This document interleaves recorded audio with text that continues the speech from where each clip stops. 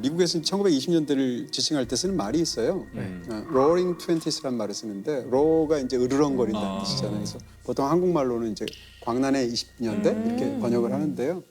20년대가 이제 그 1차 세계대전이 끝나게 되고 근데 미국은 이제 승전국이 되고 사실은 세계의 패권이 어떻게 생각하면 영국과 프랑스로부터 최강대국으로 거의 미국으로 교체가 되는 게 1차 세계대전이잖아요. 그래서 미국이 20년대에 뭐 대중문화라는 것이 본격적으로 발흥하게 되고 이제 좀 돈이 있는 중산층들이 차를 사게 되고 이런 시대가 되고 뭐 베이비 루스 같은 프로야구 스타가 나온다거나 로이 암스트롱 같은 사람도 이제 그때 사람이고 이런 이제 시대가 되는 건데 엠파이어 스테이트 빌딩도 있죠. 그렇죠. 그게 상징하는 바가 되게 커요. 그러니까 뉴욕이라는 도시는 한마디로 말하면은 전에도 말했지만 철근 콘크리트와 엘리베이터가 만든 도시잖아요. 근데 그게 가능한 건 강철이라는 재료가 나왔기 때문인 거예요. 여기서 잠깐 우리 그 얘기 잠깐 하고 가면 좋을 것 같은데 그 육지에서 자라나는 동물 중에 제일 큰 건 코끼리예요. 몸의 길이가 2배가 늘어나잖아요. 부피는 몇 배 늘어납니까? 8배 나죠. 그쵸.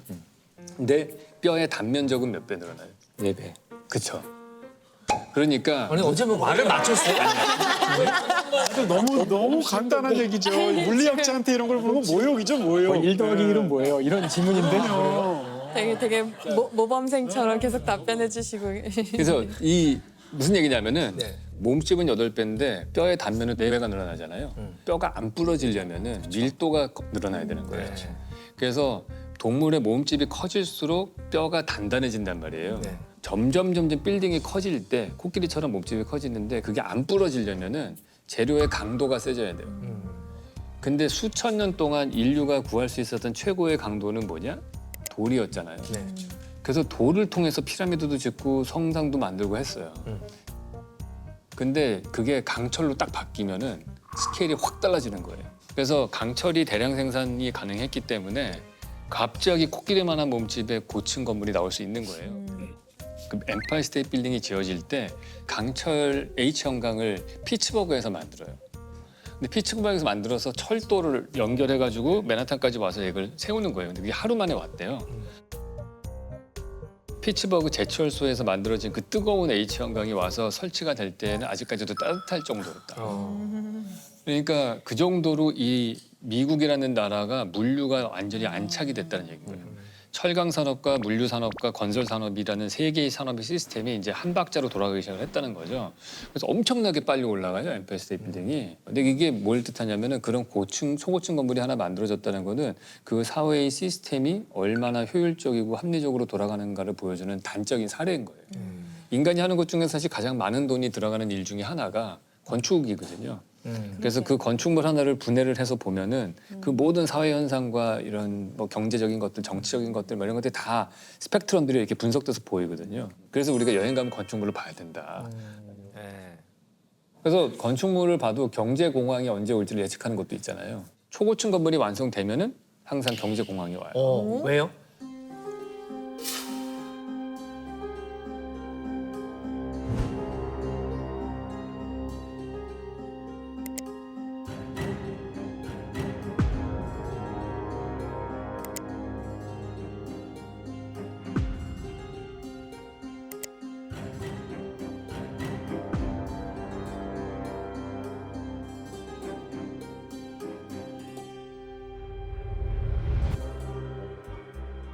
그 왜 두바이도 초고층 건물 부르즈 할리파 완성될 때 모라토리엄을 선언했잖아요.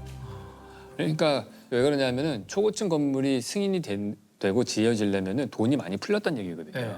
항상 그래서 저도 걱정했던 게 그거예요. 롯데월드 타워가 지어질 때 대한민국 경제가 큰일 나는 게 아닌가 그런 걱정이 많았는데 우리나라는 다행히 높이 규제를 너무 꾸준히 해왔기 때문에 그거랑 일치하지 않았던 건데 그래서 초고층 건물이 지어지는 거는 약간 그런 경제 사이클하고의 상관관계가 있어요. 네, 격동의 1920년대는 건축의 입장에서 봤을 때 이 철강, 그리고 그 시스템이 구축이 되면서 엠파이어 스테이트 빌딩이라는 엄청난 건물을 만들게 됐다. 물리학 쪽에서는 1920년대는 어떤 해였습니까? 사실 1920년대 지금 말씀하신 건 이제 미국을 주로 말씀하신 거잖아요. 네. 미국과 유럽은 분위기가 사뭇 달랐어요. 미국은 오히려 1차 세계대전 때문에 큰 그 이득을 본 나라거든요. 그러니까 전쟁에 참전하긴 했지만 사람들을 파병을 했지 이 국토는 전혀 공격당하지 않았고 오히려 그 전쟁에 필요한 물자들을 공급하는 바람에 호황이 와서 그 1920년대 미국의 호황은 전쟁에 의한 호황이었어요. 그런데 그에 비해서 유럽은 그 엄청난 시간 동안 진짜 몇천 명을 참호해서 기관총을 쏴서 죽이는 전쟁을 벌인 거잖아요. 또 경제적으로도 엉망이 됐고 또 많은 사람이 죽었고 전쟁터에 끌려간 당시 뭐 18세, 19세, 20세 젊은 청년들이 가서 엄청나게 죽었거든요. 네. 그러니까 어떤 대학 같은 경우 자기 학과에 선배가 없는 거야. 우리 과에 어느 학번까지는 있는데 다 참전해서. 거의 다 없는 거야. 다 죽은 거죠.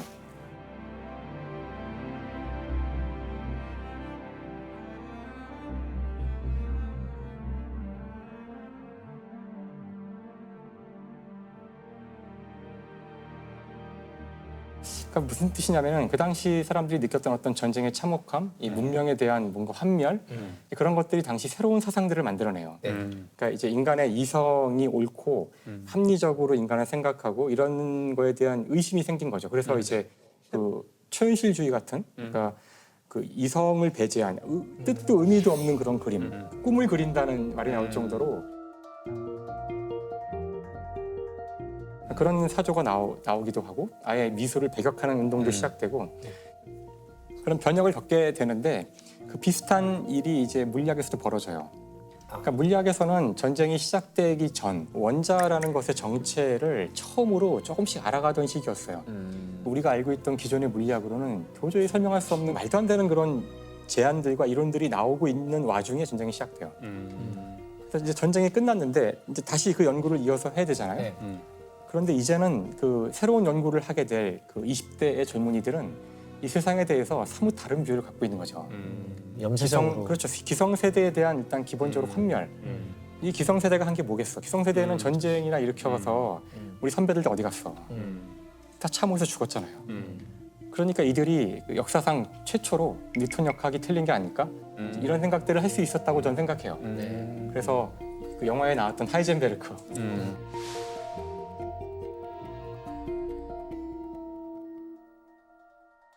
하이젠베르크가 바로 그 1900년생이에요.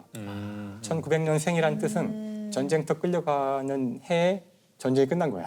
그러니까 살아남은 사람이죠. 그래서 이 세대가 좀 특별한데 그래서 결국은 하이젠베르크 세대가 물리학을 뒤집어요. 그게 결국 양자역학이거든요.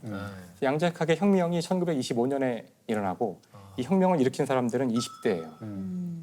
그래서 아니 20년대가 물리학에서 진짜 중요한 네. 시기네요. 전 그래서 이 시기가 너무나 중요하기 때문에 전 1920년대를 다 알고 싶어요. 무슨 말이냐면 1920년대로 내가 좀 가서 이렇게 보고 싶어. 거기 사람들이 무슨 말을 어떤 건지 알겠어요. 무슨 말을 하고. 그러니까 지금 미술에서는 초현실주의 혁명이 일어났잖아요. 물리학자들이 그 그림을 보면서 그래 우리도 좀 라디칼한 생각을 해볼까 이랬는지 아니면 그 이제 브뤼셀에서 바로 그 보어랑 이런 사람들이 모여서 양자역학의 가장 어려운 문제를 토론하고 있었거든요. 바로 그 공원에서 얼마 안 떨어진 곳에서는 르네 마그리트의 초현실주의 첫 번째 전시회가 열리고 있었어요. 그러면 제가 타임머신이 있다면 돌아가서 여기서 이들이 과연 서로 만났는지 이 참석자 가운데 한두 명이 학회장을 이탈하여 여기 전시회에 가서 보고 온 사람이 이런 거 그러니까 그 당시의 분위기가 너무 궁금해서 아니 저는 김상욱 교수님이 시간 여행에 대해서 가장 긍정적으로 언급한 거라고 생각이 들어요. 그러네요. 돌아간다면 하는 이런 절대로 안 된다고. 가능하진 만나게. 않죠. 항상 안 된다고 가능하진 하시지. 본인이 꿈꾸는 시대로 돌아가보고 싶다는 얘기는 하시죠. 가정법 과거 완료죠.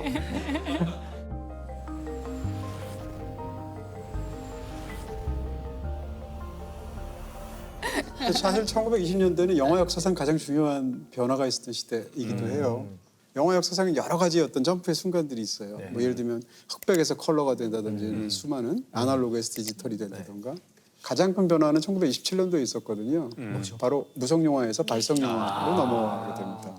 그 전까지는 이제 소리가 있다 하더라도 극장에서 직접 무성 영화를 틀고 직접 연주를 했어요.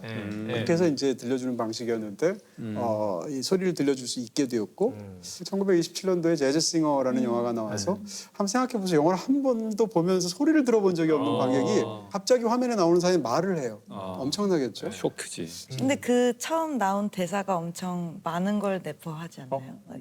뭐라고 그랬죠? 재즈싱어에 나오는 저 정확히 기억 안 나는데 너는 아직 맞아요. 아직 아무것도 들어본 적이 들어본 적이 없어라고 말을 없어라고. 하죠. 첫 마디가 배우가 그거였어요? 그렇게 말을 하죠.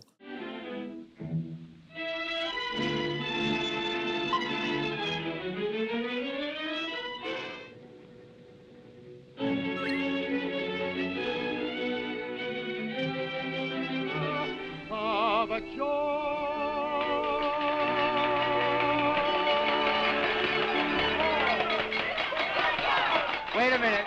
Wait a minute. You ain't heard nothing yet. Wait a minute, I tell you.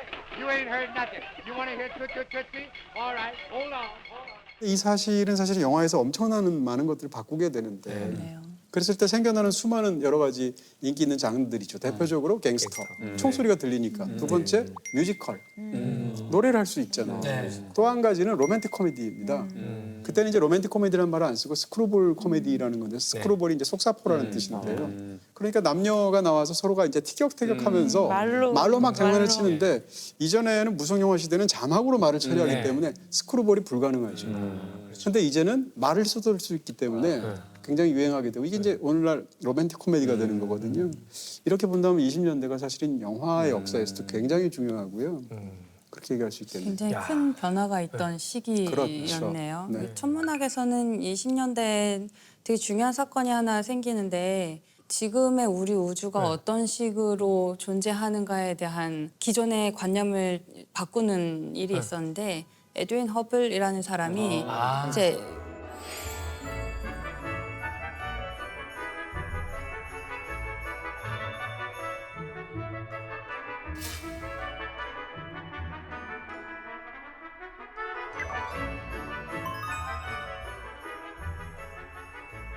밤마다 열심히 관측을 해서 수많은 은하들을 관측을 하고 얘네들의 속도를 알게 된 거예요. 우리가 이제 사이렌 소리가 다가오고 있는지 멀어지고 있는지를 알 수가 있잖아요. 그래서 그게 도플러 효과죠. 네, 도플러 효과예요.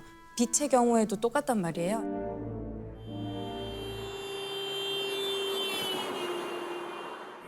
소리가 가까워지면 파장은 짧고 소리가 멀어지면 파장은 길다는 겁니다.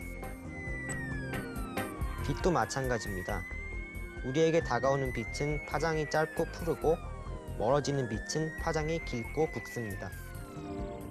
다가오고 있는지 멀어지고 있는지를 알 수 있는데 이거를 아주 체계적으로 분석을 했어요. 그래서 보니까 가까이 있는 은하는 천천히 멀어지고 있고 멀리 있는 은하는 빠른 속도로 움직이고 있다는 거를 알게 된 거예요. 거리에 따른 상관관계가 있다는 걸 알게 됐어요. 그러면서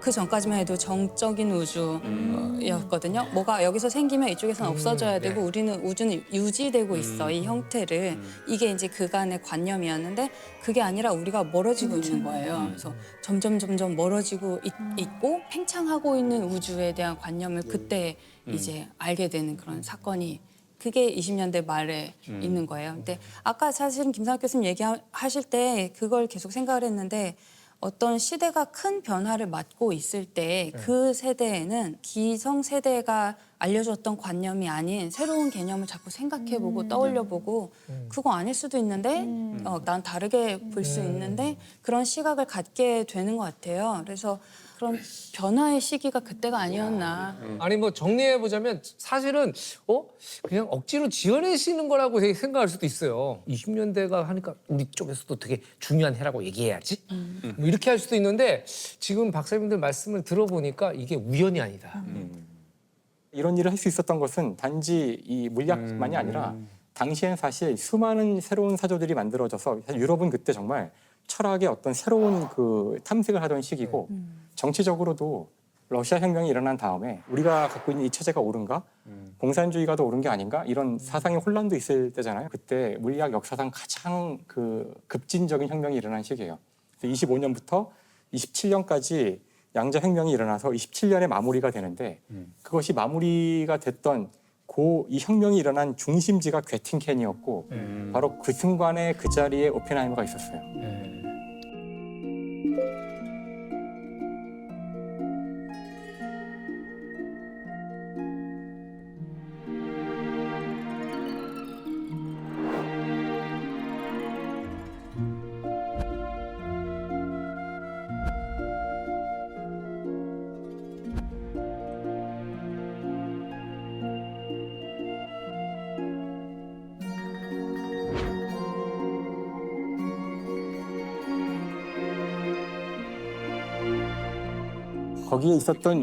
거기에 있었던 유일한 미국인이 오펜하이머였고 이 혁명을 겪고 미국으로 돌아가서 미국의 양자역학을 시작하는 거죠.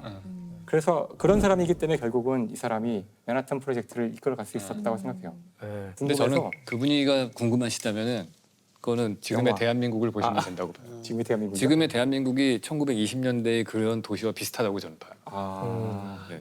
뭐 1800년대 파리, 뭐 1920년대 뉴욕 같은 막 그러한 새로운 것들이 막 만들어지고 기존에 없었던 것도 나오고 막 그런 변종들이 막 나오는 그래서 저는 되게 그런 프라이드가 있어요. 그 왜 그 무슨 영화 있잖아요. 그 밀나잇 인 파리스 같은 경우는 거기서도 그 얘기잖아요. 그게 1920년대. 네. 제가 그런 거 너무 좋아해요. 네. 그러니까 그런 일이 나한테 일하면 좋겠어요.